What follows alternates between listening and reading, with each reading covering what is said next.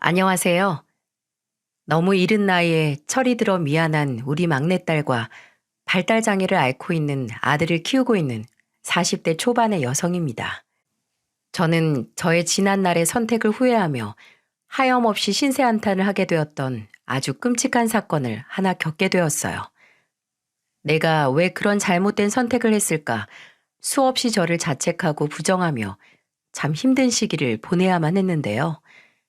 하지만 다시 돌이켜보면서 그 선택이 아니었다면 지금의 우리 아이들을 만날 수 없었을 테니 저는 다시 태어나도 또 똑같은 선택을 해야 할지도 모르겠다는 생각이 들었네요. 그러면서 이 모든 것은 다 내 잘못이 아니고 피할 수 없었던 어려움이었다라고 생각을 하며 견디고 일어날 수 있었습니다. 이쯤 되면 저에게 이 끔찍한 시련을 안겨준 당사자가 남편이라는 걸 눈치채셨을 거예요. 저는 남편의 배신으로 인해 뼈아픈 시간을 보내야만 했고, 이게 회복되기까지 정말 오랜 시간이 걸렸어요. 남편과 저는 제가 20대 중반에, 남편은 30대 초반에 만났습니다. 당시 저와 남편은 7살 차이로 나이 차이가 꽤 많이 나는 편이었어요. 당시 제가 배구 동호회에 들어서 운동을 열심히 하고 있었는데, 거기에서 남편을 만날 수가 있었어요. 남편도 취미 삼아 동호회에 참석을 꾸준히 했고, 저도 저만의 스트레스를 해소하는 창구였기에 열심히 참석을 했습니다. 저와 남편은 공통된 취미와 함께 서로 대화를 하면서 이야기가 잘 통한다는 걸 느끼게 되었어요. 하지만 저는 남편의 나이가 많아서 연애 상대로는 전혀 생각을 하지 않고 있었는데, 남편은 그게 아니었나 보더라고요. 나중에 들어보니 남편은 처음부터 제가 마음에 들어서 계획적으로 다가와 대시를 한 거였고, 저는 그저 친한 오빠 동생 사이로만 지내려고 했다가 이 남자의 정성에 반해서 결국 연애까지 하게 된 케이스였죠. 이 남자는 정말 열심히 저를 쫓아다녔습니다. 남편은 일찍이 국가고시에 합격을 해서 그 당시 5급 공무원으로 일을 하고 있었어요. 스펙도 좋고 얼굴도 그만하면 준수하고 성격도 활발하니 좋은 사람인 것 같아서 저도 점점 호감을 느낄 수밖에 없었죠.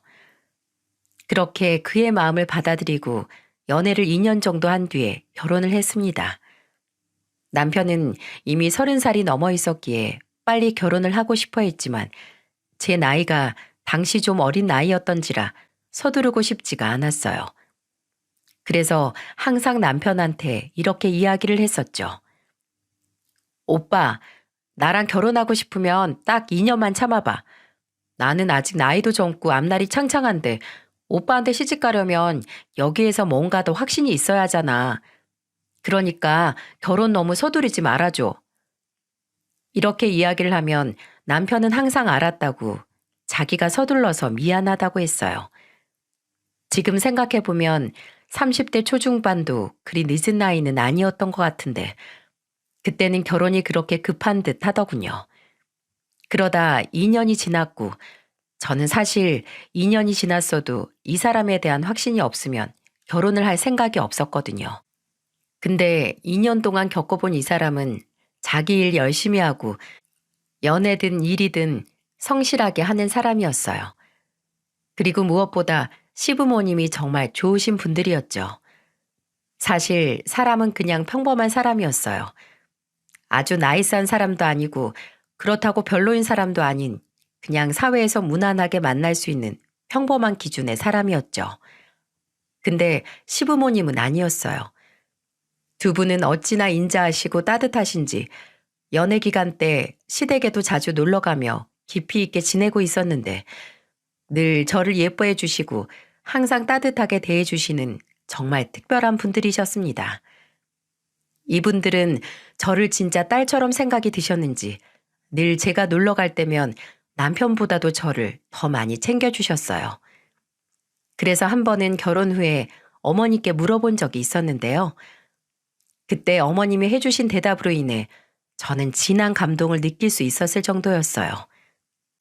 어머님, 저는 어머님이랑 아무 상관도 없는 사람인데 왜 처음부터 저를 그렇게 예뻐해 주신 거예요? 어떤 데 보면 어머님 아들보다도 저를 더 많이 챙기시는 것 같아서요. 그런가? 글쎄, 나도 그 이유는 잘 모르겠네. 그냥 나는 네가 너무 예쁘고 좋아. 왜 그런 사람 있잖니? 그냥 아무 이유 없이 좋은 사람 말이야. 나한테는 네가 그런 것 같아. 그냥 가만히만 있어도 정이 가고 마음이 쓰여. 이렇게 예쁘게 말씀해 주시는 어머님을 보며 어느 누가 감동을 받지 않을 수 있겠어요? 그래서 저는 남편보다도 시어머니와 시아버지를 더 많이 따르고 좋아할 만큼 결혼 생활을 행복하게 할 수 있었죠. 그리고 남편과의 사이도 꽤나 좋은 편이었어요. 시댁이 아무리 좋아도 남편이 개차반이었으면 아마 결혼 생활을 유지하지 못했을 거예요. 근데 남편은 그래도 장점 중 하나가 결혼 전이나 후가 똑같았다는 거였죠. 남편은 연애를 할 때부터 저에게 크게 헌신적인 사람은 아니었어요. 하지만 제가 이야기하는 것들은 다 들어주려고 하고 기본적인 매너를 지키면서 무난한 연애를 유지할 수 있던 사람이었는데 그게 결혼에서도 이어졌습니다. 남편은 집에서 기본적인 살림이라든지 집안일들을 함께 했고 그것에 대해서 불평을 가지거나 불만을 표하지도 않았고요. 그게 당연한 거라고 생각을 하면서 서로에게 부부로서의 매너를 지키며 지낼 수 있는 사람이었죠. 사실 저는 이것도 되게 중요하다고 생각을 하는 사람이에요. 요즘은 남자, 여자 역할이 따로 없다고들 하지만 그래도 은연중에 여자는 살림, 남자는 직장, 이런 식으로 인식이 박혀 있는 사람들이 은근 있거든요. 그래서 집안일을 여자들이 더 많이 하는 경우들을 많이 봤었고요.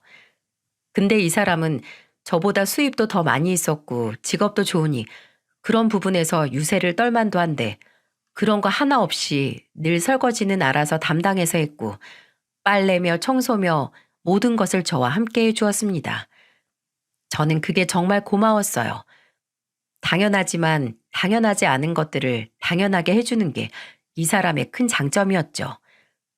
그리고 내가 좋아서 벌벌 떨진 않았어도 애정 표현을 진짜 많이 해주는 사람이었어요. 이 사람은 늘 저를 부를 때 결혼 전이나 후에 공주라고 부를 만큼 애교가 많은 사람이었는데요. 저는 그 부분도 좋았답니다. 늘 무뚝뚝한 오빠만 있었던 터라 이 사람이 저한테 애교를 피워주니까 그것도 나름 귀엽고 좋더라고요. 그래서 정말 재미있으면서도 행복하게 결혼 생활을 할 수 있었어요. 그렇게 재미있게 잘 살고 있던 중 우리 가족에게 좀 어려운 일이 닥치고 말았습니다. 지금도 그때를 생각하면 너무 한이 되고 지금 우리 아이한테 미안함을 많이 느끼고 있어요. 결혼 후 1년이 지나 첫째를 임신하게 됐는데 그 아이가 발달장애 판정을 받게 되었어요. 선천적인 것이었기에 제 뱃속에서부터 정해졌던 거라 정말 모든 것이 내 잘못인 것만 같아 아이한테 너무너무 미안하더라고요. 이 아이를 붙잡고 얼마나 울었는지 그 긴 세월만 생각하면 아직도 눈물이 바로 쏟아질 만큼 힘든 시기를 보낸 적이 있었죠. 그래서 우리 첫째 때문에 저는 잘 다니고 있던 직장도 그만둬야 했고 모든 삶의 패턴이나 우선순위 등이 전부 다 바뀌어버리게 되었죠. 한순간에 바뀐 저의 삶에 한동안은 적응을 할 수가 없었습니다. 아이가 그냥 어려도 키우기가 힘든데 이렇게 선천적인 문제를 안고 있으니 더더욱 힘들더라고요. 근데 그래도 그때 좀 버틸 수 있었던 이유는 바로 남편 때문이었어요. 남편은 제가 좌절하고 있을 때 저를 다독여줬습니다. 여보, 괜찮아. 당신 잘못 아닌 거 알잖아. 병원에서도 당신 잘못 아니라고 했으니까 더 이상 자책하지 마. 엄마가 자책하고 힘들어할수록 아이한테도 영향이 간다니까 당신이 먼저 일어서서 힘내야 돼. 그러니까 그만 마음 아파하고 애한테만 집중하자. 일도 나 혼자서 하면 되니까 걱정하지 말고. 고마워, 여보. 그리고 진짜 미안해. 이렇게 될 줄 알았으면 아이를 아예 낳지 않는 건데 지난 날이 너무 후회가 돼. 그런 소리 하지 말라고 했지. 우리 다 모르고 그런 거잖아. 이렇게 될 줄 누가 알았겠어. 그리고 아파도 우리 자식인데 우리가 잘 키워야지. 걱정하지 마. 발달장애여도 어릴 때부터 정말 잘 훈련시키고 치료 같은 거 받아서 그리 심하지 않게 크는 애들도 많이 있다더라. 그러니까 우리가 그런 케이스 애를 만들면서 잘 키워보자고. 남편은 이렇게 옆에서 저를 달래주었고, 저는 남편의 이러한 노력 덕분에 후를 털고 금방 일어날 수가 있었어요. 하지만 역시나 장애를 가진 아이를 육아한다는 게 쉽지가 않았습니다. 하루에도 몇 번씩 아이와 함께 어디 가서 인생을 포기해버리고 싶을 만큼 다 놓아버리고 싶은 때가 한두 번이 아니었어요. 하지만 그럴 때마다 우리 시댁에서 찾아와 어머님, 아버님이 제게 힘을 주시고 절 대신해서 같이 아이를 봐주시니 그나마 좀 버틸만 했습니다. 친정에서도 물론 많이 도와주셨고요. 그러니 우리 아이는 시댁과 친정 손에서 같이 컸다고 말할 수 있을 정도로 양쪽 할머니, 할아버지들이 많이 봐주셨습니다. 그러다가 둘째를 낳게 되었는데 둘째를 낳을 때에는 제가 처음에 아예 계획조차 가지려고 하지 않았어요. 지금도 너무 힘든 육아를 하고 있는데 여기에서 또 아이를 낳게 되면 얼마나 더 힘들어질까 도무지 가늠이 되질 않았었거든요. 거기다가 둘째를 낳는 것까지는 그래도 해볼만 하다고 해도 혹시 그 아이까지 아프게 되면 어쩌나 하는 두려움이 있었기에 저는 둘째를 계획하는 걸 계속 거부하고 있었어요. 근데 남편은 그래도 아이에게 형제가 필요하고 둘째는 괜찮을 거라며 저를 매일 설득해 나갔죠. 그리고 이렇게 아픈 아이만 있는 것보다는 우리 옆에서 우리가 또 하나의 육아 보람을 느낄 수 있는 아이를 낳는 것도 우리 삶의 큰 원동력이 될 거라면서 남편이 계속 이야기를 해서 결국에는 둘째를 낳았습니다. 다행히도 첫째 아들은 아픈 상태로 낳았지만 둘째 딸은 너무나도 건강했어요. 오히려 제 뱃속에 있을 때부터 아이가 너무 잘 먹고 잘 커서 태어날 때 우량아로 태어날 정도였죠. 저는 거기에 깊은 안도의 숨을 쉴 수 있었습니다. 그리고 조금은 자책에서 더 벗어날 수 있는 계기가 되기도 했었고요. 우리 둘째는 너무나 예쁘게 잘 컸어요. 다만 마음이 아픈 건 정신이 온전치 못한 오빠 때문에 어릴 때부터 양보를 많이 해야 했고 막내여도 막내처럼 클 수가 없었다는 겁니다. 오히려 첫째보다도 더 첫째 같은 아이로 자라야 했어요. 그걸 보면서 우리 딸이 너무 일찍 철이 들어버린 게 아닐까 싶어 마음이 아프기도 했었죠. 근데 어느 날 우리 딸이 저한테 이렇게 이야기를 하더군요. 그때가 아마 우리 애가 7살쯤 되던 때였을 거예요. 제가 그날따라 아이에게 미안한 마음이 들어서 먼저 이렇게 물어봤었죠. 우리 딸, 오빠가 몸이 아프다 보니까 엄마가 오빠한테만 신경 쓰고 우리 딸한테는 도통 신경을 많이 못 써줘서 서운하지 않아? 그리고 오빠가 아파서 힘든 점은 없고? 저는 조심스럽게 아이에게 물었어요. 근데 그 뒤에 들려온 아이의 대답에 저는 아이를 꼭 껴안아주면서 눈물을 몰래 훔칠 수밖에 없었어요. 아니, 나 괜찮아, 엄마. 오빠한테 맨날 내 장난감 뺏겨서 화날 때도 있는데 그래도 난 오빠 좋아. 오빠가 맨날 나만 보면 웃어줘서 좋아. 엄마도 이렇게 날 안아줘서 좋고. 나는 괜찮아. 엄마가 맨날 그랬잖아. 오빠가 아프니까 우리가 오빠 지켜줘야 하는 거라고. 오빠 지켜주는 사람이 더 훌륭한 사람이라고 했잖아. 그래서 나는 훌륭한 사람이 될 수 있어서 좋아. 딸이 이렇게 이야기를 해주는 걸 들으면서 저는 감동에 북받쳐 아이를 더 꼭 끌어안고는 한참을 울어야 했습니다. 그렇게 우리한테는 힘들고 아프지만 그래도 그 안에서 서로가 더더욱 소중해지며 끈끈해지는 것들이 있었어요. 그리고 이 행복과 안정감이 쭉 이어질 줄로만 생각을 하고 있었죠. 그런데 어느 날부턴가 우리 가족 사이에 금이 생기기 시작했습니다. 처음에는 전혀 느끼지 못하고 있었어요. 남편도 헌신적이었고 아이들도 안정적이게 잘 크고 있었기에 저는 저만 잘 되면 된다는 생각으로 늘 하루하루를 지내고 있었죠. 근데 어느 날부턴가 남편이 조금씩 바뀌기를 시작하더라고요. 처음에는 가족 위주로 살았던 사람이 갑자기 자신이 일하는 기관에 일이 많아졌다면서 야근을 하기 시작했어요. 워낙에 남편이 하는 일이 고위 간직들을 모시고 관리하는 일이었기에 그 업무가 얼마나 무거운지를 잘 알고는 남편 회사 일에 대해서는 일절 터치를 하지 않았습니다. 근데 이렇게까지 야근을 자주 하진 않았는데 남편이 자꾸만 회사에서 집으로 늦게 들어온다고 하더군요. 하지만 거기까지도 무슨 일이 있었겠거니 하고 말았어요. 무엇보다도 그 애에는 선거도 있었기 때문에 그 일이 바쁠 수도 있겠다 싶어서 넘어갔었죠. 하지만 남편은 그걸로 끝이 아니었습니다. 집에 오면 그래도 집안일 어느 정도 하고 아이들과도 시간을 잘 보내줬던 사람이 갑자기 아이들이 들러붙어도 본체만체 하고 자기 서재방으로 쏙 들어가서는 도무지 나오지를 않더라고요.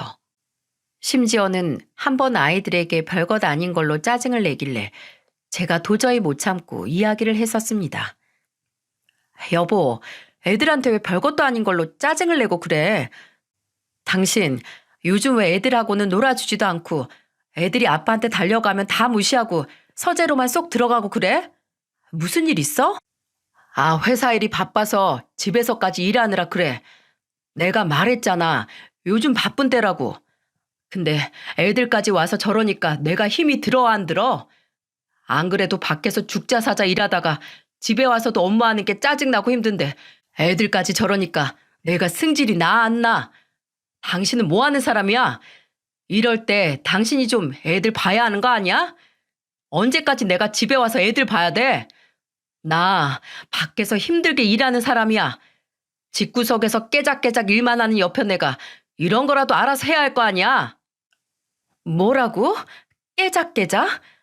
집안일이 뭐 그렇게 깨작깨작해서 되는 건 줄 아니? 그리고 애들 보는 것도 일이야. 내가 집에서 어떤 상황인지 다 아는 사람이 지금 그따위로 말을 하니? 내가 뭐 애들을 그냥 봐? 첫째 데리고 하루 종일 있는 게 얼마나 힘든 일인 줄이나 알아? 당신은 퇴근하고 그냥 1시간만이라도 애들이랑 놀아주면 되는 걸 그게 힘들어서 나한테 지금 그런 식으로 말해? 아, 그러길래 진작에 내가 센터 보내라고 했잖아. 보니까 장애 있는 애들 보내는 센터 많이 있더구만. 거기 가서 하루 종일 있으라고 해. 그럼 당신도 좀 살판 날 거 아니야? 애가 아직은 센터 적응이 힘들어서 못 간다고 몇 번을 말해. 아직 사회성이 많이 부족해서 조금씩 더 훈련해서 가야 한다고 누누이 얘기했잖아. 그리고 무슨 애가 물건도 아니고 센터에 집어넣으라는 식으로 그렇게 말을 해. 당신 진짜 왜 이래? 왜 이렇게 사람이 변했어? 옛날엔 안 그랬잖아. 아, 몰라. 인간이 어떻게 한결같을 수가 있냐? 그럼 너도 네 멋대로 살아보든가. 에이씨, 짜증나게 진짜. 야, 그냥 난 이제 아무것도 모르겠고 앞으로 네가 다 알아서 해라. 난 알아서 그냥 돈 갖다 대줄 테니까 넌 그거나 감사합니다 하고 넙죽 받아서 쓰고 살아. 알았어? 괜히 피곤한 사람 건들지 말고. 하여간에 왜 밖에서 힘들게 일하다 온 사람을 또 괴롭혀선 이 난리를 피우는지. 짜증나니까 말 그만 시키고 나 오늘 서재에서 잘 거니까 그렇게 알아. 남편은 이렇게 말 한마디 툭 던져놓고는 그대로 서재로 가서 잠을 잤습니다. 그 서재는 남편이 집에서도 편하게 일을 할 수 있도록 제가 따로 마련해준 방이었는데 그 공간을 이렇게 쓸 줄은 정말 몰랐어요. 남편은 이불을 세트 하나를 가지고 가서는 그곳에서 아예 바닥에 깔고 누워 자버리더군요. 그리고 저한테 막말을 한 것에 대해 일말의 죄책감도 없어 보였습니다. 저는 진짜 이 사람이 왜 이렇게 변했나, 왜 이런 악마가 되었나 싶어 눈물까지 찔끔 나더라고요.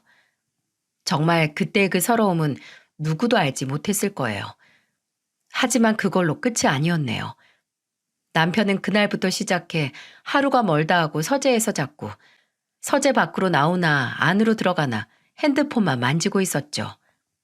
그래서 제가 핸드폰 가지고 뭐라고 하면 그때는 또 아예 서재 문을 잠그기까지 했었고요.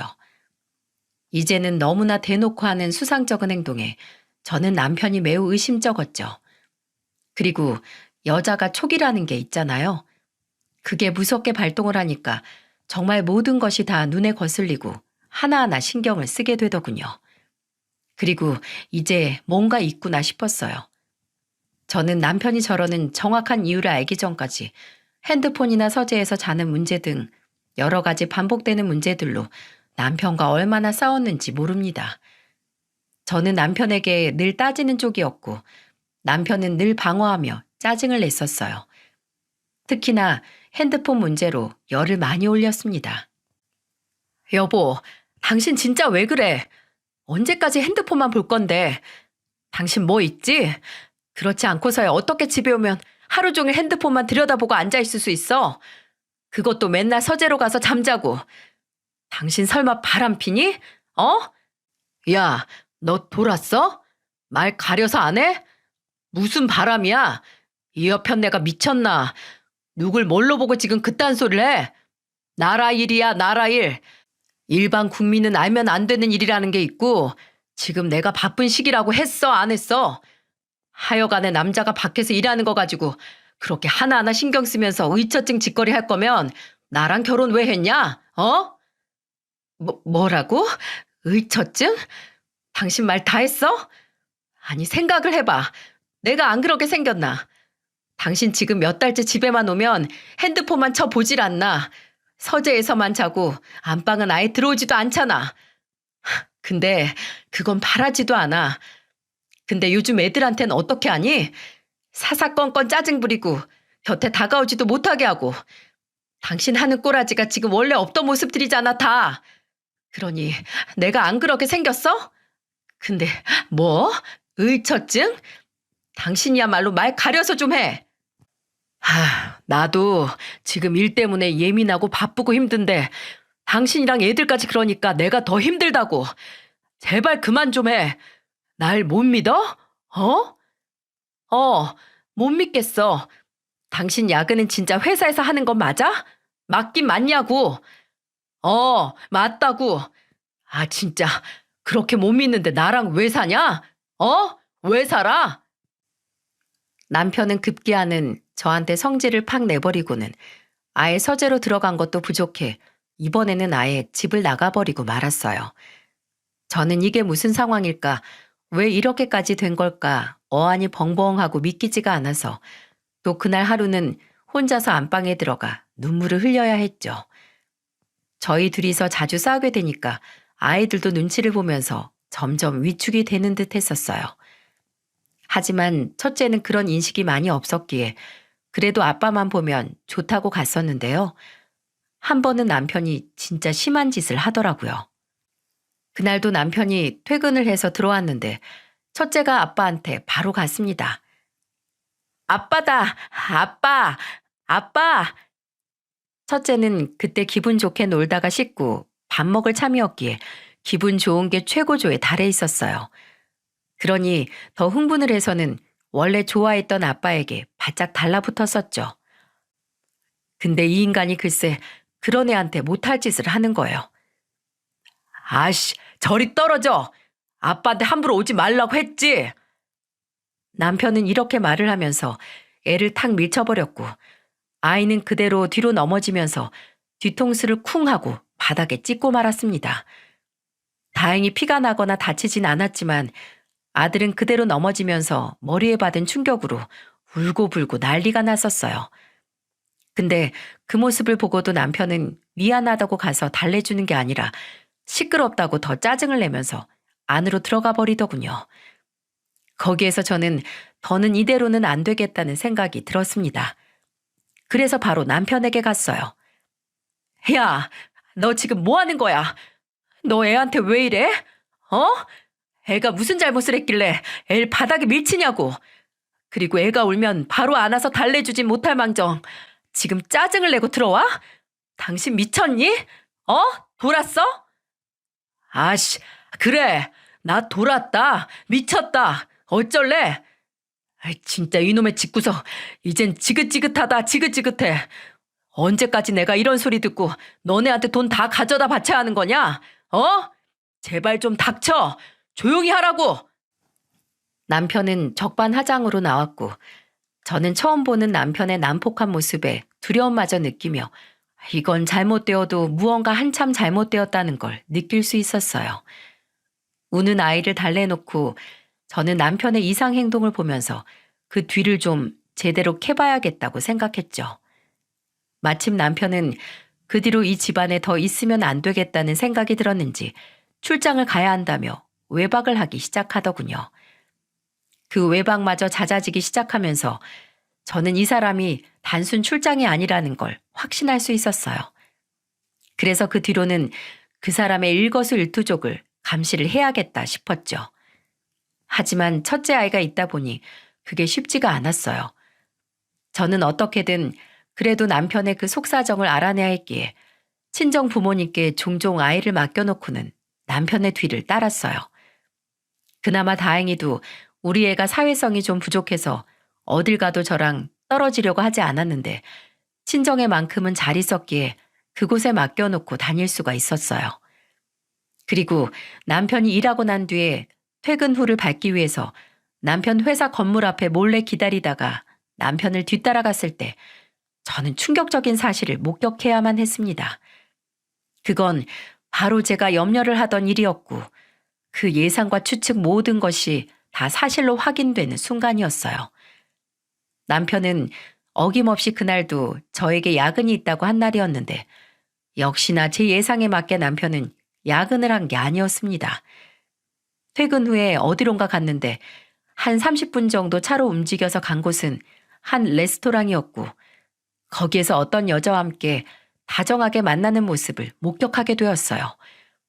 둘이서 손을 잡고 포옹을 하고 사람들이 있든 없든 전혀 개의치 않고 애정행각을 벌이며 행동하는 모습들이 아주 가관이었습니다. 저는 너무나도 화가 났지만 일단은 증거를 확보를 해야 했기에 남편의 그 모습들을 다 사진에 담았어요. 그리고는 그 뒤로도 몇 번이나 쫓아가서 남편이 바람피는 목격들을 다 담아냈죠. 충격적이게도 그 사이 둘이서 호텔에 들어가는 모습들까지도 전부 다 확인을 할 수 있었어요. 저는 정말 어떻게 이럴 수가 있을까? 사람이란 게 이렇게 배신을 해도 철저하게 할 수 있을까 싶어서 기가 차더라고요. 그래서 이걸 어떻게 퍼뜨려야 할까 고민을 많이 했어요. 그러다가 진짜 대박적인 일을 하나 겪게 되었고 저는 그걸로 남편에게 제대로 복수를 해줄 수 있었습니다. 처음에는 이걸 친정에 말해야 하나 시댁에 말해야 하나 고민이 많았어요. 친정에 이야기를 하면 제 편이 되어서 엄청난 복수를 같이 해줄 것이고 시댁에 이야기를 해도 성품 좋은 우리 시부모님이 내 편에 서서 아들놈에게 톡톡히 참교육을 시켜줄 거라는 확신이 있어서 차라리 양쪽에 다 말해버릴까 하는 생각까지 했었지만 더 깊이 생각을 해보니 어느 쪽 하나라도 이야기를 하면 너무나 가슴 아프고 충격적인 시간을 보내야 할 것 같아 우선은 저 혼자 고민하면서 처리를 해보기로 했었어요. 그러다가 아주 결정적인 사건을 통해 남편에게 시원하게 복수를 할 수 있었고 그 빌미를 제공해준 남편놈에게 저는 엄청난 고마움까지 느껴야만 했었답니다. 남편은 제가 알고 있다는 사실은 꿈에도 모르고 있었기에 저는 제가 알고 있다는 사실을 입 밖에도 꺼내지 않았어요. 오히려 남편이 알아서 더 증거를 모을 수 있는 빌미를 만들 수 있도록 부추겼죠. 제가 남편을 계속 미행하며 따라다닐 수 있었던 이유는 남편은 이렇게 단순하고 좀 둔한 면이 있기 때문이었어요. 연애 때는 이 사람처럼 살면 좀 더 속 편하게 살 수 있겠구나 싶어서 그 성격이 매력 포인트로 보였던 적이 있었고 결혼 후에는 이게 답답하고 이해가 안 될 때가 많이 있었는데 남편의 그런 성격이 저에게 이렇게 큰 득을 가져다 줄 줄은 꿈에도 몰랐었네요. 남편은 여전히 아이들을 막대하고 자기 마음대로 지내고 있었어요. 저는 출장을 갈 거면 얼마든지 가고 야근을 할 거면 얼마든지 해라 라는 식으로 거의 방종하다시피 내놓고 지냈고 이 남자가 집에서 뭘 하든 신경도 하나 안 썼습니다. 그러더니 점점 더 막 나가더라고요. 하루는 주말에 부산에 있는 친구가 결혼식을 한다고 하기에 저는 이것도 멀리 간다고 하는 거 보니까 제대로 증거 하나 잡을 수 있겠구나 싶어서 잘 다녀오라고 한 뒤에 뒤를 밟기 시작했어요. 근데 좀 이상한 게 남편이 아침 일찍 나갔었는데 부산으로 갈 줄 알았던 사람이 저희 친정집 근처에 있는 결혼식장으로 들어가더군요. 근데 그것도 이렇게 이른 시간에 가는 이유가 뭘까 싶어서 저도 안으로 따라서 들어갔죠. 아이들은 남편이 부산으로 간다는 걸 알고 나서 미리 친정에 맡겨두었기에 편하게 미행을 할 수 있었고요. 저는 남편이 들어간 결혼식장으로 몰래 따라 들어갔는데 그곳에서 정말 놀라운 걸 목격해야만 했고, 그건 바로 그날 결혼하는 예비 부부 명단에 적혀 있는 저희 남편의 이름이었습니다. 저는 그 이름 석자를 보고 뒤로 까무러칠 뻔했어요. 그 이름을 보자마자 이 인간 지금 큰 사고 하나 터뜨리겠구나 싶은 생각이 스쳐 지나가면서 무언가 큰 촉이 하나 왔지만 아직까지는 확실한 것이 없었기에 우선 증거만 남겨놓고 저의 흔들리는 멘탈을 부여잡은 채 상황을 지켜봤습니다. 제가 놀라서 사진을 찍고 있는 사이 남편은 어디론가 사라졌고, 저는 사라진 남편을 찾기 위해 그 결혼식장 내부를 돌아다니다가 어디 다른 곳에 하객으로 들어갔을지 모른다는 생각에 여기저기 찾아봤지만 찾을 수가 없었어요. 이 인간을 어디서 어떻게 찾아야 하나 고민되었지만 남편의 행방을 찾지 못한다면 남편과 동명이인의 이름인 사람이 결혼하는 모습이라도 확인해야 했기에 한참을 숨어서 기다리고 있었어요. 그러다 어느 정도 시간이 지난 후에 정말 놀랄 노자의 광경을 봐야 했고, 저는 그 모습을 확인한 뒤로 망치로 한 대 얻어맞은 듯한 정신적 충격을 받아야만 했어요. 그리고 제가 본 것은 바로 하객을 맞이하고 있는 예비 신랑의 모습을 한 남편이었습니다. 순간 현기증이 일며 정신이 나갈 뻔한 저는 이 믿기지 않은 광경에 몇 번이나 눈을 깜빡여야 했어요. 하지만 몇 번을 제 눈을 씻고 봐도 저희 남편이 분명했습니다. 왜 저 인간이 저렇게 한가운데 서서 하객들을 맞이하고 있는 건지 도저히 이해가 가지 않았죠. 하지만 지금까지 저 인간이 행한 모든 일들이 다 상식 밖의 일이었기에 저는 이렇게 끔찍한 짓을 저지르고도 뻔뻔하게 웃고 있는 저 인간을 보면서 어떻게 이 결혼식을 깽판을 치고 제대로 복수를 해줘야 할까, 망신을 어떻게 줘야 할까 고민했어요. 저는 아주 똑똑한 방법을 쓰기로 했고 남편의 결혼식이 시작될 때까지 기다리고 있었습니다. 그리고 남편의 결혼식이 시작되기 전 미리 친정에 전화를 했어요. 친정과 결혼식장은 택시를 타면 15분밖에 걸리지 않은 거리였기 때문에 저는 엄마한테 전화를 해서 전날 맡긴 우리 첫째 좀 데리고 와달라고 했죠. 엄마는 무슨 일이냐고 물었지만 저는 아무것도 묻지 말고 일단 아이 먼저 좀 데리고 와달라고 했고, 엄마는 다행히도 제 시간에 맞춰서 아이를 데리고 와주었어요. 그리고 결혼식이 시작되고 신랑 신부가 모두 입장한 뒤에 서로 예물을 교환하는 시간을 가질 때 저는 마치 영화 속의 주인공처럼 짜잔 하고 나타났습니다. 그리고 아주 큰 소리로 외쳤어요. 이 결혼은 무효입니다. 저는 결혼식장에 문에 들어가자마자 버진 로드 위로 올라가서는 크게 소리쳤어요. 사람들은 단번에 이게 무슨 일이야, 이 여자는 누구야 웅성거리며 저를 쳐다봤고, 저의 소란에 바로 저를 쳐다본 남편은 거의 경악을 한 표정으로 저를 쳐다보고 있었습니다. 저는 거기에 코웃음을 쳐주며 한 번 더 이야기를 했어요. 여러분, 이 결혼은 무효예요. 저 남자, 지금 오늘 결혼한다고 설치고 있는 저 인간은 바로 실제 저의 현 남편입니다. 가족관계 증명서에 떡하니 등재되어 있는 잘나신 저의 남편이에요. 자, 이 아이가 저 인간과 제 사이의 첫째 아이입니다. 지금 저희 친정집에는 저 인간과 저 둘 사이에 낳은 둘째 딸도 있어요. 저는 우리 아이를 가리키며 말했고, 우리 첫째는 건너편에 있는 자신의 아빠가 보였는지 평소처럼 아빠를 부르기 시작했어요. 아빠다! 아빠! 아빠! 아빠 예뻐! 아빠 까마도 입었다! 아빠! 첫째는 급기야 아빠한테 달려가 안기려 들었고, 그 인간은 이번에도 자기가 좋다고 쫓아가는 아들놈이 지 몸에 닿기도 전에 성큼성큼 와서는 무시하고 제 앞에 섰어요. 그리고는 소리를 쳤죠. 이게 무슨 짓이야? 당장 따라 나와. 여러분, 오해입니다. 오해예요. 남편은 이 상황을 수습하려고 오해라고 이야기를 했지만 저는 거기에서 굴복할 수 없었어요. 그래서 다시 이야기를 했죠. 오해는 무슨, 여러분, 진짜예요. 보셨죠? 우리 아들이 이 인간한테 아빠라고 하는 거예요. 인간이 요즘 미쳐가지고 지 아들이 달려가 안기는데도 내팽개치는 그런 인간이에요. 왜 이러나 했더니 다 이런 이유가 있어서였죠. 그리고 이 결혼, 사기 결혼인 게 저기 저 앉아있는 남편 부모라는 인간들, 저 인간들도 다 가짜예요. 저희 시부모님은 지금 집에 계십니다. 저기 있는 저 두 사람이 아니라고요. 그리고 저 예비 신부라는 저 여자가 알고 만난 건지 모르고 만난 건지 모르겠지만 인생 종치기 싫으면 당장 이 결혼 파토내는 게 좋을 거예요. 내 충고 들어요. 이 인간은 가정도 개무시하는 더럽고 성격 난폭한 인간이에요. 저는 이 결혼을 매우 후회하고 있습니다. 그러니 당신도 내 꼴 나기 싫으면 당장 그만두는 게 좋을 거예요. 저는 이렇게까지 이야기를 했고 남편은 더는 저를 봐줄 수 없었는지 제 입을 막아버리고는 막 끌고 가버리더라고요. 그리고 그 뒤를 이어서 그 여자도 쫓아오는 듯 했습니다. 이 말도 안 되는 상황에 하객들은 난리가 났고 그 수습은 죄다 이 여자의 부모 몫이었어요.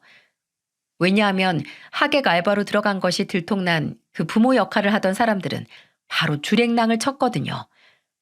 그 외에 남편의 지인으로 온 알바들도 죄다 식장을 빠져나간 상황이었고요.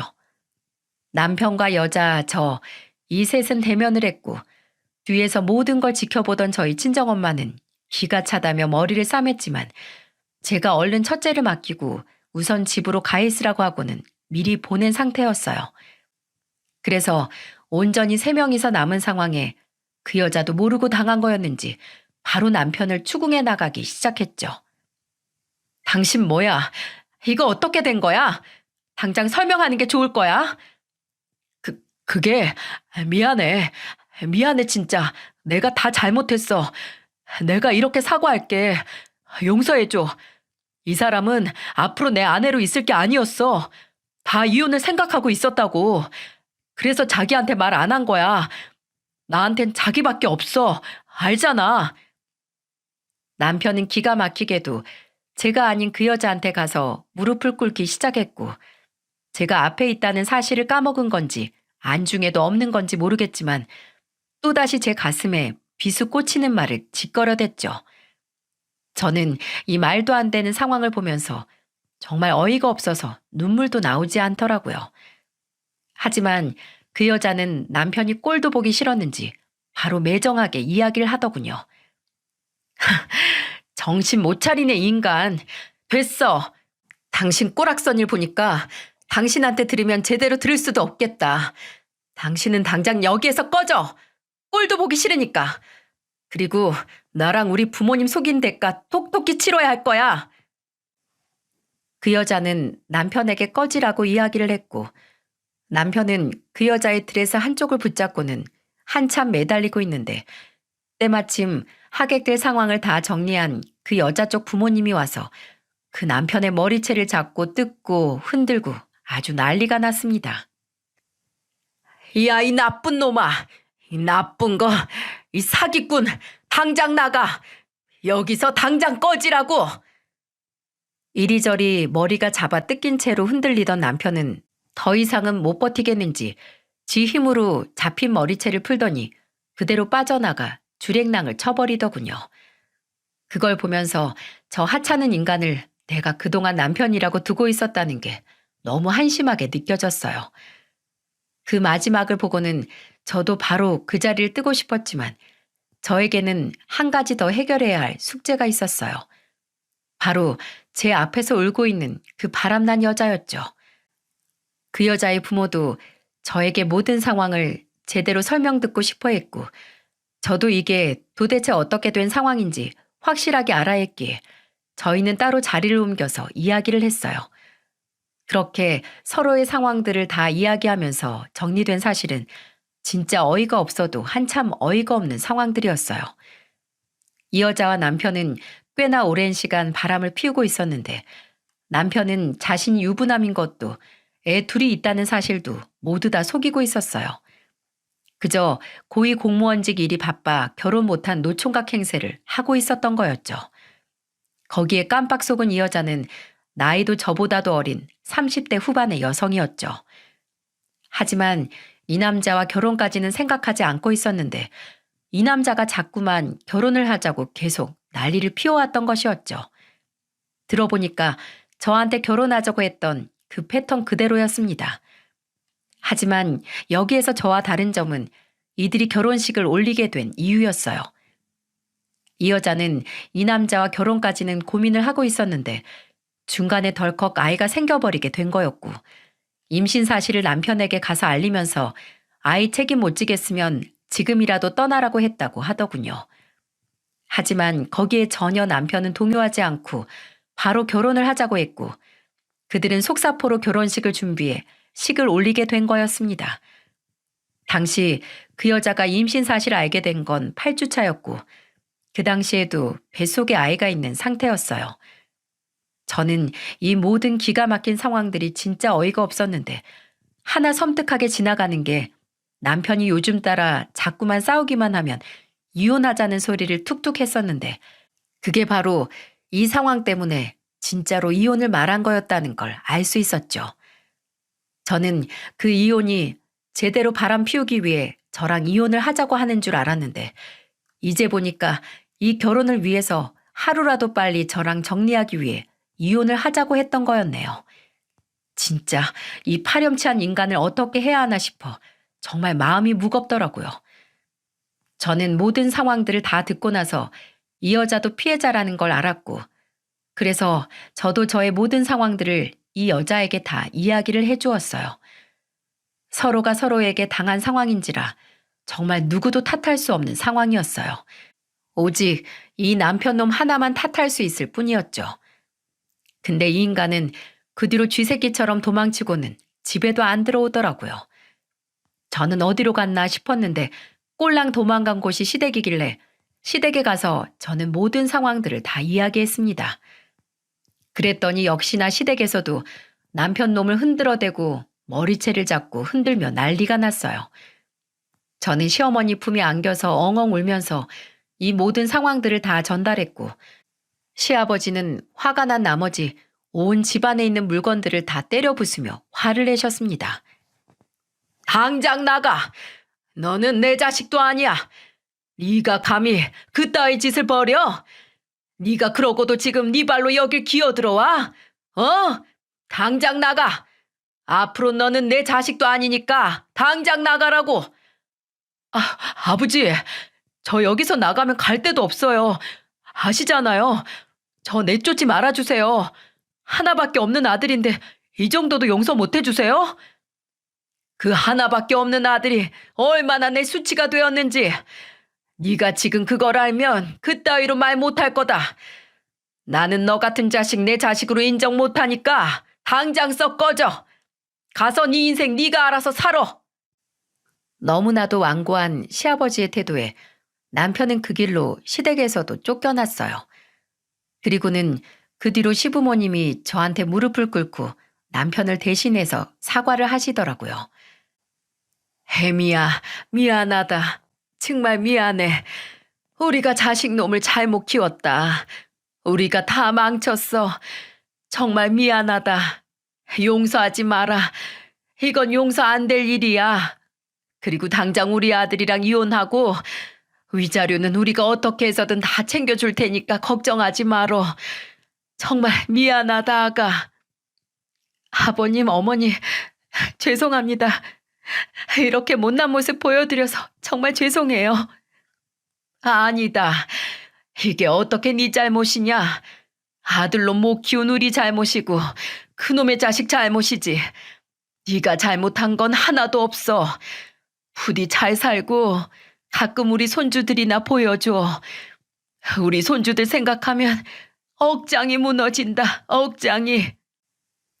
시부모님과 저는 서로를 부둥켜 안고 울었고 저는 그날 이후로 남편과 이혼을 하게 되었습니다. 시부모님은 약속대로 남편의 모든 전 재산을 저에게 위자료로 넘겨주셨고 남편은 그 길로 빈털터리 신세가 되었어요. 하지만 거기에서 끝이 아니었죠. 저는 남편에게 더 제대로 복수를 하기 위해 남편이 바람피웠던 증거들을 여자 얼굴만 가린 채로 남편 회사로 뿌려버렸죠. 근데 더 웃긴 건 그 상대방 여자도 남편에게 복수를 하겠다고 자신과 있었던 일들을 글로 적고 사진으로 증거를 써서 뿌렸더라고요. 그래서 결국 남편은 망신이란 망신은 다 당하고 그쪽에 들어오는 국민 민원을 피하지 못하고 파면을 당했다고 들었어요. 거기에다가 그 여자 쪽에서도 사규죄로 걸고 넘어져서 지금은 또 재판까지 받고 있는 중이라고 하더군요.